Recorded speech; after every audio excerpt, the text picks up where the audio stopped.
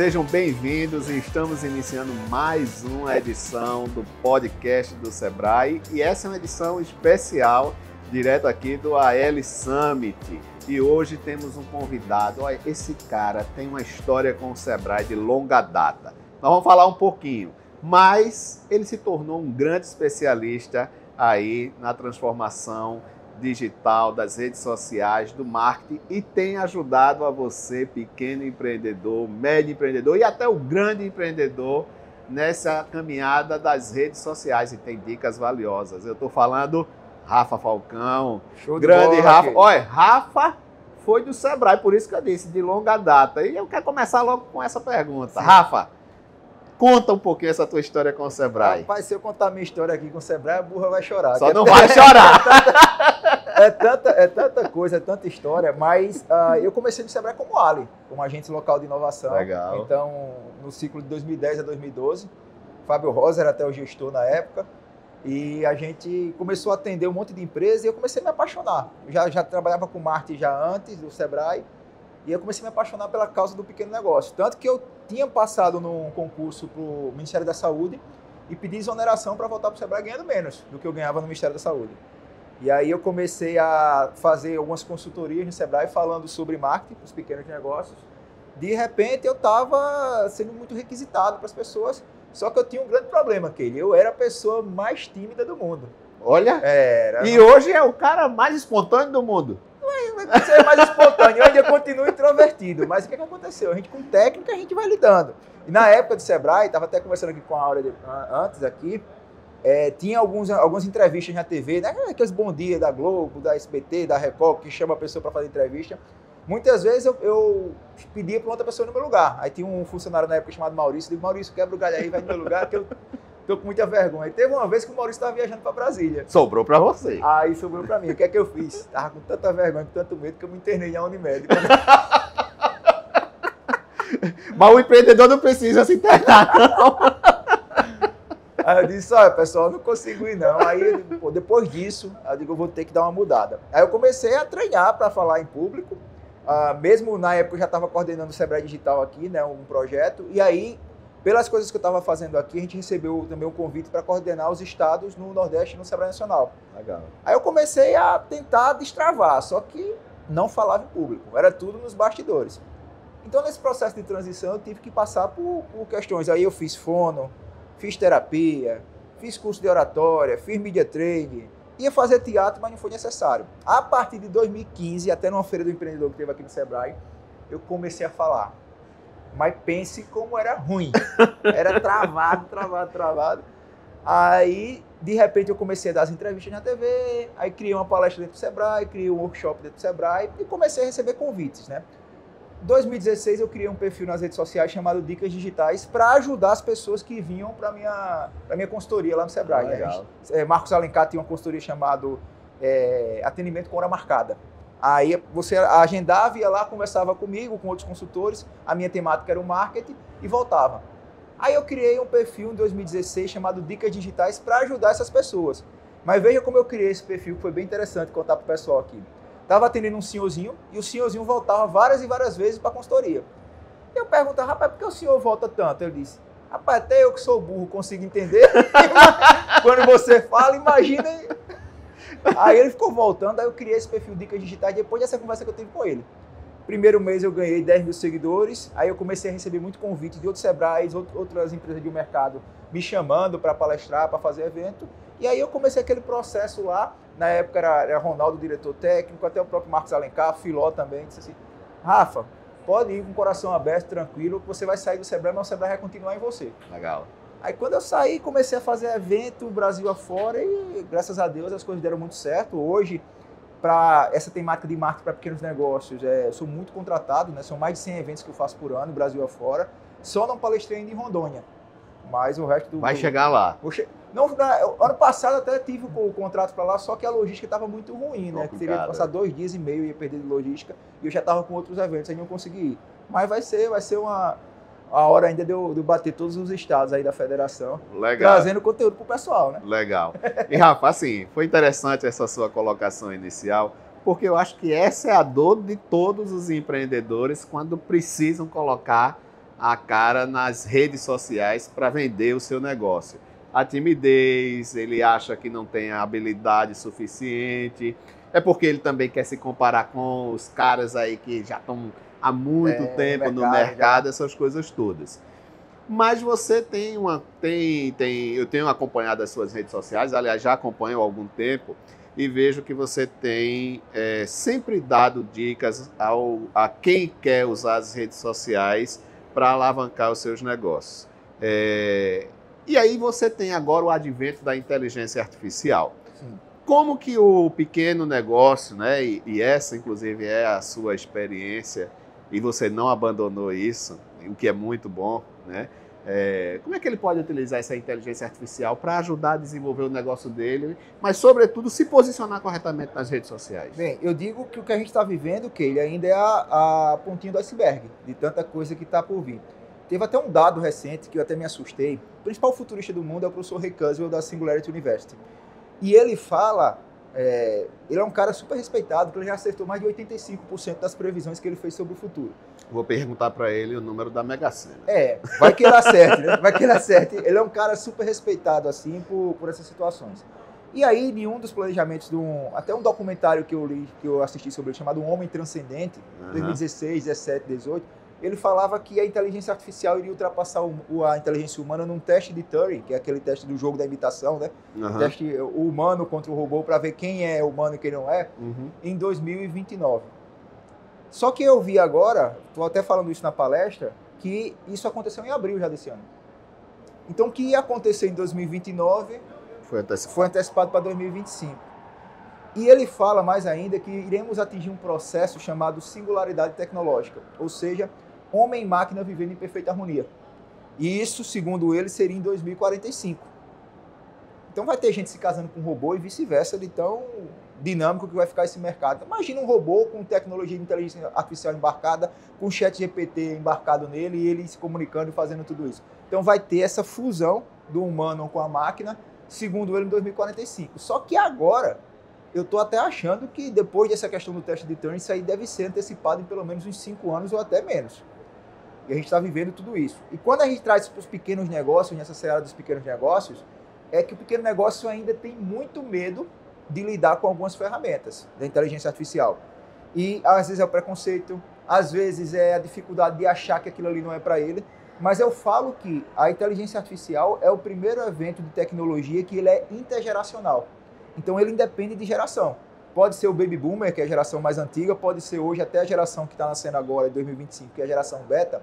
Todo mundo vai ter o mesmo acesso à inteligência artificial. Então vai conseguir trabalhar isso. E quando eu falo sobre os pequenos negócios, é você ter pelo menos aí por baixo um chat GPT embarcado no seu celular, na sua empresa, para que você consiga produzir mais rápido. Porque se você não sai na frente hoje, você deixa de ter resultados. A gente até brinca que você tem que estar na vanguarda das informações. Tem até um conceito bem interessante, histórico, falado sobre a revolta dos incumbentes. Já ouviu falar sobre isso? Sim. Que, por exemplo, na Revolução Industrial Inglesa, os luditinos invadiam as fábricas durante a noite para quebrar as máquinas porque estavam roubando o emprego das pessoas. Isso. Mais recentemente tivemos o Uber versus o táxi. Então os taxistas foram contra a tecnologia do Uber. E agora a gente está tendo alguns empresários ainda com essa questão de ir contra a IA. E não tem como você voltar atrás. A IA cruzou o abismo do mercado de massa. Se eu fizer qualquer palestra e perguntar quem é que usa o ChatGPT, a maioria das pessoas vão levantar a mão. Então isso mostra cada vez mais que o pequeno negócio ele precisa estar dominando essas tecnologias, trabalhando a inteligência artificial para ele se posicionar e ter cada vez mais resultados no mercado. Mas o pequeno negócio, em geral, ele se depara com a questão da escassez do recurso financeiro. E, claro, também, às vezes, do recurso humano. Há uma limitação de todos os lados. O pequeno negócio ainda sofre da questão da timidez do próprio proprietário, essas coisas todas, e embora isso está quebrando muito ao longo do tempo. Mas olhando para o financeiro e para a escassez de pessoas, como é que o pequeno negócio ele consegue resolver esse problema e entender de que a inteligência artificial não custa cara, né? e ela é uma ferramenta essencial para o negócio Sim. dele no dia a dia. Eu acho que hoje em dia, nas redes sociais, nós somos colecionadores de dados. E quando a gente fala sobre colecionadores de dados, a gente precisa entender o que é que funciona, ler as métricas e replicar. Então, esse é um ponto de partida. A frequência é muito importante para você conseguir ter resultados. Quando o pequeno negócio vem me procurar, ele diz, mas Rafa, eu sou eu equipe, sou eu que faço tudo. Isso. Como é que eu vou me virar? A gente faz um plano, geralmente de aceleração para ele, que em 30 dias a gente consegue ter resultados de venda numa rede social. E eu vou explicar para vocês aqui como é que a gente faz usando a inteligência artificial. Então a gente faz um planejamento de conteúdo, eu chamo isso de dia D. Então o dia D, onde ele vai pegar uma manhã, por exemplo, e vai planejar conteúdo para uma semana. E aí ele pode utilizar ferramentas como o próprio ChatGPT para planejar os conteúdos, pode utilizar o Canva para fazer o design do conteúdo, pode fazer ferramentas hoje, por exemplo, como o Google VO3 para fazer vídeos interativos, pode utilizar o CapCut para também fazer vídeo dinâmico, o Captions para legendar as publicações, e aí você ganha, você acelera muito. Essas ferramentas, todas elas, que ele tem a versão freemium. Até certo ponto ela é gratuita, então você consegue fazer muita coisa já no gratuito. Que já resolve boa Já parte dos problemas do pequeno. Já vai resolver boa parte dos problemas do pequeno. Você ter um chat GPT gratuito já vai facilitar muito a sua vida. Então, utilizando essas ferramentas, ele vai planejar tudo isso e durante 21 dias ele vai manter frequência orgânica de uma postagem diária numa ferramenta como, por exemplo, o Instagram. Por que essa ferramenta postar uma vez por dia?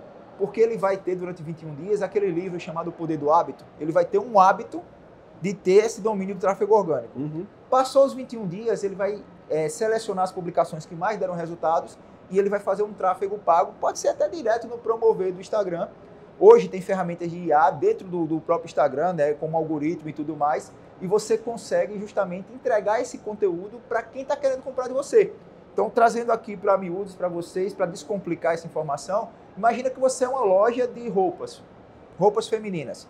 Você consegue fazer um anúncio hoje, trazendo a parte da IA também integrada dentro da própria Meta, fazendo anúncio para pessoas que estão comprando na loja Farm, por exemplo, da Arezzo, da Zara.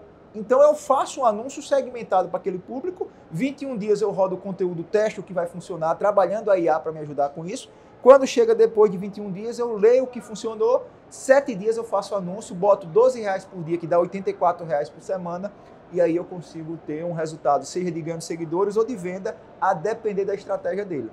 E isso é muito legal. Hoje eu sou influenciador da Meta também, o único nordestino que é influenciador da Meta, isso é muito legal. Até falar, eu vim do Sebrae hoje e até a Meta está me reconhecendo pelo trabalho que eu faço com os pequenos negócios, e falar para que é possível você utilizar hoje várias ferramentas de IA dentro do próprio Instagram, dentro de todas essas ferramentas que a Meta oferece. E o que a gente está vendo aí no mercado é assim, absurdo. Por exemplo, a Meta lançou agora, semana passada, eu estava numa reunião com eles mostrando lá, o novo Reels, que está sendo testado nos Estados Unidos, deve chegar em pouco tempo aqui. Você vai gravar o Reels em português e vai ter uma tradução automática, por exemplo, para mandarim, para japonês, para inglês. Então você pode se comunicar agora com o mundo todo. Então a língua deixou de ser uma barreira, Não é mais uma limitação. barreira. Tudo isso que está acontecendo assim chega a ser assustador. Por isso que eu volto lá atrás, quando o professor Rick Kuzzle falava sobre essas previsões de tudo que está acontecendo, que, cara, vai ser mais rápido do que a gente imagina. Rafa, você é um cara que conhece muito dessas plataformas. Eu não tenho a menor dúvida disso. E eu acredito que, assim, cada mercado tem a sua plataforma, eu vou dizer, de estimação. Sim. Né? A sua preferência. No Brasil, quando a gente olha para essas plataformas, Instagram e TikTok, especificamente essas duas, quem é mais relevante e para onde que o empreendedor tem que estar mais atento? Sobretudo agora, quando Sim. o TikTok colocou uma nova... A função shopping. Exatamente. Live shopping. Como é que isso impacta na vida do empreendedor? Ele precisa olhar de forma igual, dar mais atenção para uma? Como é que é isso? Trazendo números. O Instagram hoje é a rede social, a terceira, o Brasil é o terceiro país que mais usa o Instagram no mundo, só fica atrás de Índia e Estados Unidos. Hoje, 36% das pessoas que vão lá no Instagram, que usam o celular, 36% do tempo que a gente passa no celular é no Instagram. Nossa, muito tempo. É muito tempo. 82% das pessoas, em uma pesquisa que saiu da Meta e da Opinion Box agora no final de 2024. 82% das pessoas afirmam já ter comprado alguma coisa porque viu no Instagram. Então, para negócios, hoje, o Instagram é muito, muito importante. Agora, tem um contexto geracional.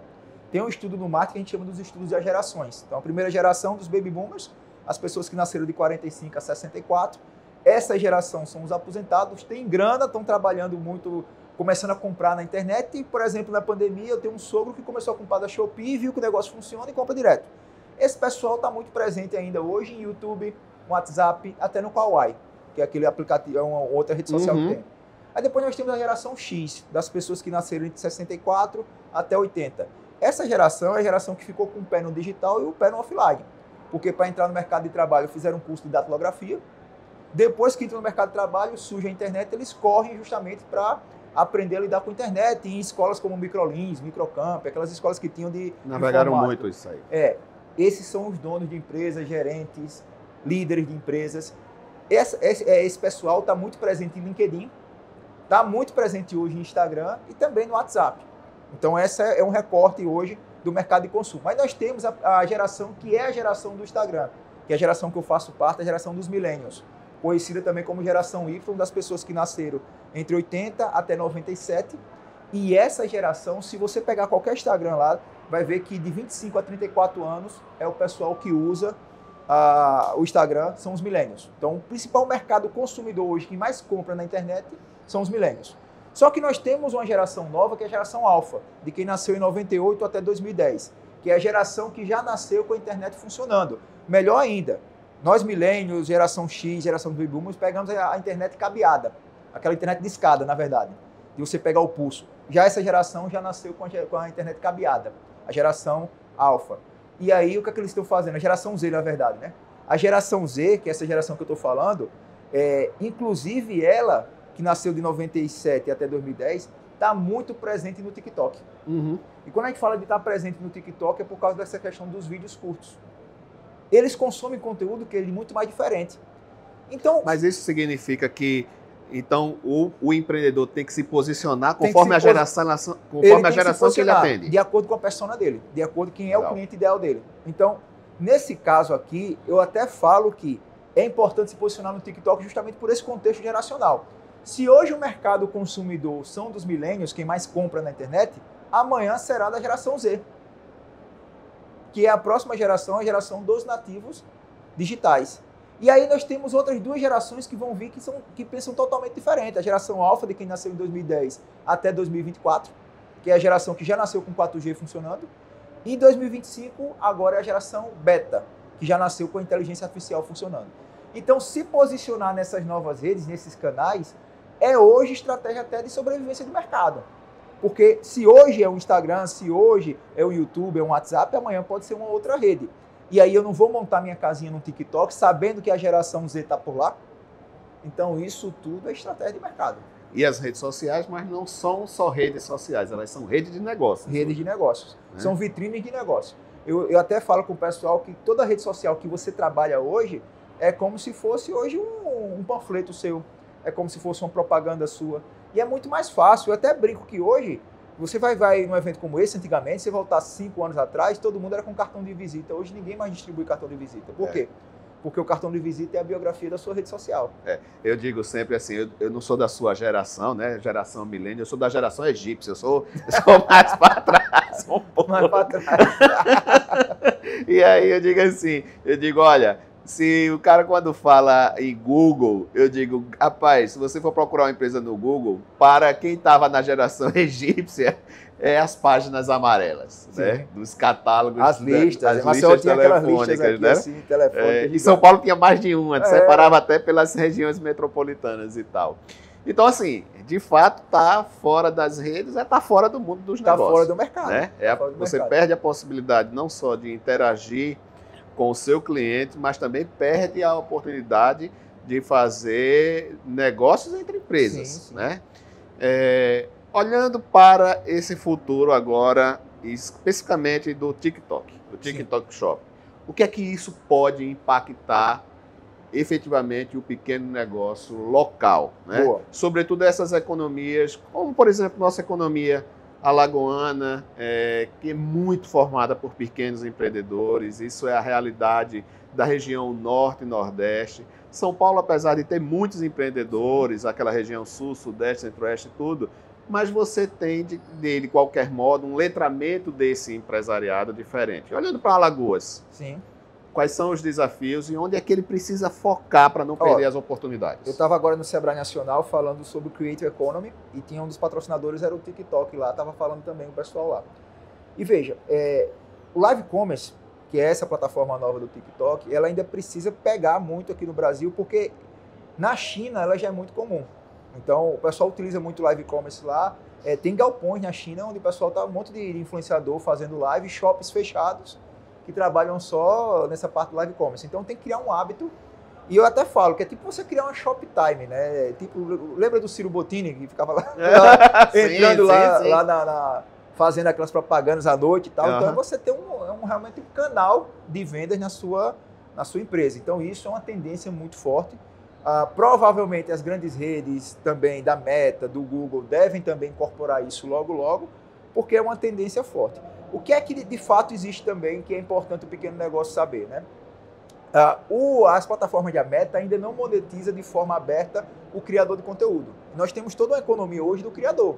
A pessoa que vai lá, que ele cria conteúdo para ajudar o pessoal, que dá dicas, que informa, que é um influenciador local, que é um nano-influenciador, tudo mais. Então, a Meta, ela ainda não monetiza por views, por exemplo. No TikTok, se você tiver tantos views, você ganha uma graninha. No YouTube também, você ganha uma graninha. Então, hoje é um desafio muito grande da Meta, por estar liderando hoje o número de usuários no Brasil, também trazer essa monetização para a economia do criador de conteúdo. E aí, nesse cenário, quando a gente olha para o futuro, o pequeno negócio ele precisa se adaptar e montar uma estratégia para todas essas redes. Tem até um artigo que eu escrevi, que eu falo que é o império de conteúdo. Imagina um grande videogame, por exemplo. Foi assim que eu consegui me posicionar nas redes sociais. Imagina um grande videogame. Imagina o Super Mario World, todo mundo jogou, Super Mario. Para onde é que o Mario e o Luigi estão sempre indo? Para o castelo, para resgatar a princesa Peach do Copa. Então imagina que o castelo é o ponto mais importante da sua estratégia. Então no meu caso, o meu castelo é o Instagram. É a rede social que eu tenho mais intimidade. Então o meu Instagram ele tem que estar muito bem arrumado. Ele tem que estar com conteúdo frequente, ele tem que estar ajudando as pessoas.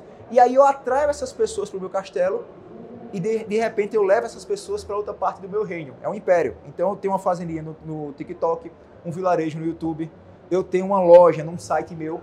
E aí eu começo a espalhar conteúdo, sendo que eu tenho uma rede social principal que eu entrego demais lá. E isso faz com que você consiga se posicionar organicamente. Tanto que o Google está indexando muito agora conteúdo do próprio Instagram, dessas redes, por causa das palavras-chave. Isso. Então, o pequeno negócio ele precisa ter uma estratégia. E aí eu sempre mando, vamos fazer um império para você. Qual a sua principal rede? O que é que você gosta mais? A maioria, 90% Instagram. Tem alguns que preferem YouTube. Pouquíssimos TikTok ainda. A gente monta a estratégia, faz com que ele seja frequente por lá, pagar o preço. Aí ele atrai as pessoas para aquela principal rede dele e depois espalha para outros canais, visando já esse comportamento de gerações. Você fala isso sistematicamente. Sim. Mas qual é realmente assim, a dificuldade do cara assim, não conseguir fazer? Frequência, pagar o preço. Tem até um livro que eu gosto bastante, chamado Maestria, do George Leonard. Ele fala o seguinte, que para você ser um maestro, um mestre no que você faz, toda vez que você recebe uma injeção de conhecimento, por exemplo, uma capacitação como essa, a maioria das pessoas vão sair como fogo de palha. Então eu vou executar. Então sai um pequeno negócio daqui hoje, eu assisti a palestra do Rafa aqui, 40 ferramentas de IA, eu vou executar agora. Só que ele não consegue pagar o preço de passar pelo menos 2 semanas publicando. Mas também porque as redes sociais acabam motivando a você querer ter o resultado rápido, né? Porque hoje você é impactado de tudo quanto mas é lado, aí, essa questão do resultado rápido, ela não acontece. Ela nunca existiu, na verdade. Ela existe com um anúncio. Mesmo no anúncio, assim, você tem que pagar muito, mas não significa que você vai ter sucesso. Se você encontrar o criativo ideal, é tudo um teste. É um jogo de teste, é um xadrez, você vai movimentando as peças para saber o resultado.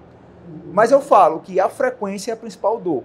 Todos os empresários que eu atendo, que conseguem ser frequentes nas redes sociais, 3, 6 meses ele está vendendo e está dominando as estratégias, porque ele passa a ser um colecionador de dados. Então, o pequeno negócio, ele vai dizer que ele não gosta de aparecer, ele vai dizer que ele é sozinho, que ele não tem tempo, vai colocar a culpa no Zuckerberg porque o algoritmo não está entregando, vai colocar a culpa nas outras redes sociais, mas ele não vai pagar o preço. Desde 30 de outubro de 2016 que eu publico todo dia sem parar no Instagram. Nunca ficou um dia fora? Nunca fiquei um dia fora. Hoje, quantos seguidores você tem? Quase 1 milhão. Se for somar as redes sociais, bate muito, 1,5 milhão mais ou menos, com as outras redes sociais que eu tenho. E mais de 20 mil alunos online. Tudo porque eu sou extremamente frequente nas redes sociais. Então eu pago um preço. É até o livro do Taleb, o Skin the Game. Então você pagar, colocar sua pele em risco e ir lá pagar o preço. Então eu digo a você, é fácil você publicar nas redes sociais, é fácil você parar tudo. Tô almoçando, tô jantando aqui no lugar massa, tô aqui no Sebrae, parar para fazer esses stories, contar essa narrativa, é muito difícil. Agora, quem paga o preço, mais cedo ou mais tarde, o tempo vai colocar você no seu devido lugar. Tem uma coisa que eu acho que é legal e eu quero a sua opinião. Eu tenho a resposta, mas quero que você fale, porque assim, tem pessoas que acham que os seguidores, o número de seguidores é a chave essencial. E aí tem aqueles caras que veem nessa construção de narrativa uma verdade e começa a vender seguidores. Sim. E o cara acha que comprando resolveu o problema dele. Isso é fato? Isso é verdade ou é mito? Primeiro que seguidor não paga boleto, seguidor mexe muito com a gente chama de egométricas. Eu recentemente atendi agora uma empresa com 4 milhões de seguidores que não conseguia vender nada pela internet. Por quê? Primeiro por questões de objetivo de marketing. Quando a gente faz uma estratégia na internet, a gente precisa ter objetivos de marketing definidos. Então o cara estava com o objetivo de humor e de viralização. Então depois ele vai lançar um curso para vender, ele não tem a autoridade necessária para fazer uma venda, mesmo que ele tenha seguidores. Como eu já atendi pessoas com menos de 5 mil seguidores que conseguem vender muito mais. Então isso é uma grande balela. Agora, existe uma indústria que alimenta essas métricas do ego. Geralmente a gente chama isso de fazendas de like. São empresas que muitas delas estão na Índia e na China, galpões imensos com um monte de celular interligados ao computador. Cada celular desse cria pelo menos uns 50 perfis fakes, ligando para um computador, e aí quando você compra, sei lá, paga R$500 para 1.000 seguidores, aí o computador dá um clique e vem 500 usuários que não existem ferrar sua conta. Porque quando você traz pessoas que não engajam com sua conta, o algoritmo entende e não entrega para você. Então hoje é até fácil saber se alguém comprou um seguidor ou não. Tem ferramentas como o Not Just Analytics, que é uma ferramenta de análise de métricas gratuita para todo mundo. Você coloca o arroba da pessoa lá e você vai acompanhando lá o ganho dela durante 1 ano de seguidores. Se tiver algum dia que teve um pico astronômico de ganho de seguidores, ou o Neymar compartilhou ela, ou a Anitta, ou ele comprou seguidor. Então isso fica fácil de identificar. E eu sempre falo que você ter seguidor hoje é métrica de ego. Tanto que eu abri mão do meu perfil chamado Dicas Digitais. Eu estaria muito fácil hoje com 4, 5 milhões de seguidores, porque é muito mais fácil você crescer quando você não aparece, não gera conexão, para me posicionar o Rafa Falcão como palestrante. E foi também, eu tive que abrir mão do meu ego, porque aí eu iria ganhar muito seguidor, mas também estrategicamente para a venda não ia ser. E até em linhas editoriais que a gente faz, tem conteúdo que eu faço que eu sei que não vai gerar engajamento algum. Mas é importante para elevar um nível de consciência da minha audiência para querer comprar de mim. Legal. Então é um jogo, é um xadrez. Cada peça que você movimenta te traz um objetivo diferente de marketing. E isso demonstra que, assim, na verdade, para a sua rede crescer e ter relevância, você precisa ter regularidade. Sim. Né? E focar no público correto, porque senão Focar você público, vai perder dinheiro por exemplo, tempo. Quando eu comecei a falar nas redes sociais, teve uma época que eu quis mudar para falar com social media e com agência de marketing, com palestrante também. E sempre que eu fiz esse movimento não deu certo, porque a minha persona é o pequeno negócio. Se eu mudo a minha linguagem, eu acabo tendo dificuldades. Então é até interessante falar para o pequeno negócio aqui que o segredo é você trabalhar, tem até um princípio da filosofia zen budista chamado Shoshin, mente de principiante. É você, mesmo ser um PhD no assunto, falar como se estivesse falando com um leigo. Então, mesmo que você seja super especializado no assunto como pequeno negócio, nas suas redes sociais você tem que publicar como se estivesse ensinando o beabá para o leigo. É aí que você vai ter a didática e vai conseguir vender qualquer coisa. Então, é muito difícil. Hoje, quando eu atendo, por exemplo, categorias como um contador, pessoal da área do direito, o pessoal vai lá e fala de uma forma muito assim, rebuscada, tal. e aí não consegue ter essa mente de principiante necessária para conectar com o público. Porque o Instagram hoje é um grande topo de funil, uma rede social. Então você precisa falar com o leigo para conseguir ter resultados extraordinários. Legal. Rafa, nós estamos caminhando aqui para o final e eu queria que você, como um cara que viveu o Sebrae, que viveu o pequeno negócio no atendimento, mas que agora é também um empreendedor, Sim. né? E que continua com algumas dores, né? Que você sabe que o empreendedorismo ele tem essas multidores, digamos Sim. assim, para resolver.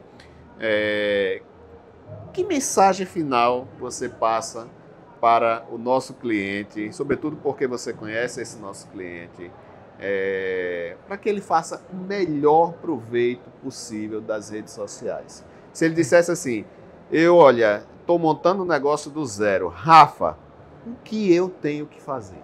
Olha, tem um professor chamado Willer Glasser que ele fala o seguinte, que quando você ensina as outras pessoas, você consegue reter até 95% do que você aprendeu. Então, a melhor forma de você se posicionar nas redes sociais, independente do seu negócio, se você é profissional autônomo, pequeno negócio, se você é estudante, influenciador, é você ajudar as pessoas. Quem ajuda as pessoas vende mais. Quanto mais conhecimento você distribui por lá, mais você se torna referência.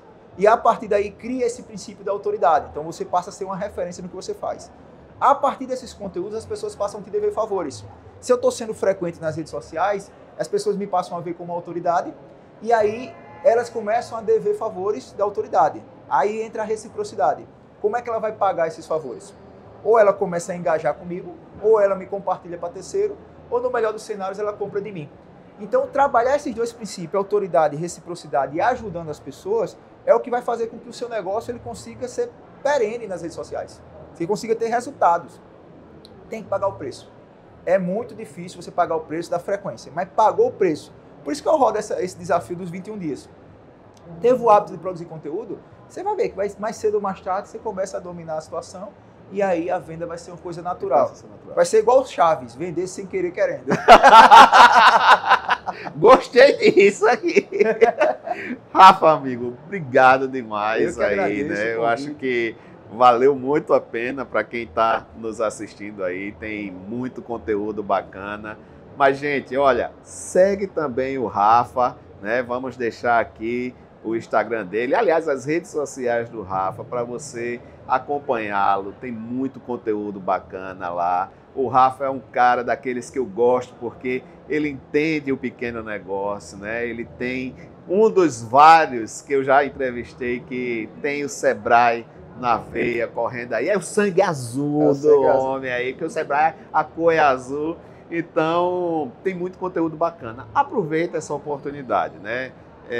Conhecimento nunca é demais, né? Quanto mais você sabe, mais você sabe que não sabe de nada. Pois é. E fica com a dica aí do Chaves. Como é? Como é a do Chaves aí? Vender sem querer querendo. Vender sem querer querendo. Quando você ajuda as pessoas, a venda acontece de forma natural, sem querer querendo. Sem querer querendo, demos muitas dicas em todos os episódios. Continua seguindo a gente e fica atento. Assista aos episódios do podcast do Sebrae, que tem muito conteúdo bacana para vocês. Valeu!